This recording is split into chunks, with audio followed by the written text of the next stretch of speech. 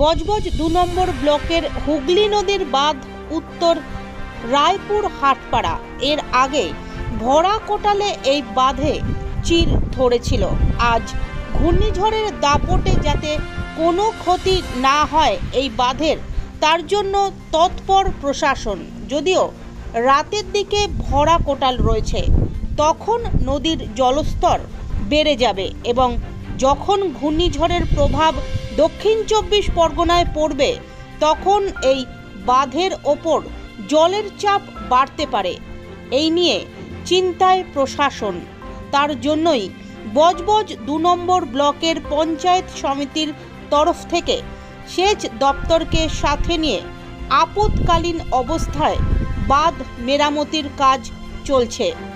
উপস্থিত রয়েছেন সেচ দপ্তরের আধিকারিক, নোদাখালী প্রশাসন এবং বজবজ ২ নম্বর ব্লকের সভাপতি সুব্রত ব্যানার্জি। বজবজ ২ নম্বর ব্লকের অন্তর্গত বুরুল থেকে ৩ ফটক পর্যন্ত কালকে আমরা মাইকিং করেছি নৌকাতে এবং নদীর পাড়ে।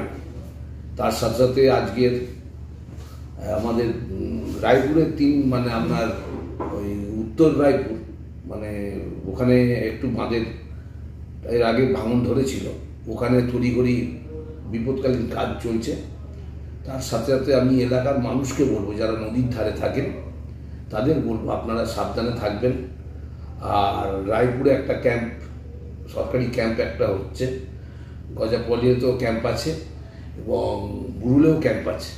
আপনারা যারা মাটির বাড়ি বলুন, বাড়ির উইক বলুন, বাড়ির অবস্থা খারাপ, তারা আপনাদের ভালো মানে নিজেদের দরকারি কাগজপত্র, ব্যাংকের বই থেকে শুরু করে আধার কার্ড, ভোটার কার্ড, সব সেগুলো নিয়ে ওই ক্যাম্পে গিয়ে উঠবেন। তাতে আমার মনে হয় আপনারা সাবধানে থাকবেন। আমার পক্ষ থেকে, বজবজ ২ নম্বর পঞ্চায়েত সমিতির পক্ষ থেকে আপনাদের কাছে আবেদন রইল, আপনারা সুস্থ থাকবেন, আমি সুস্থ থাকবো, আমরা সবাই সুস্থ থাকবো। তাই সবাইকে এই আবেদন রাখলাম।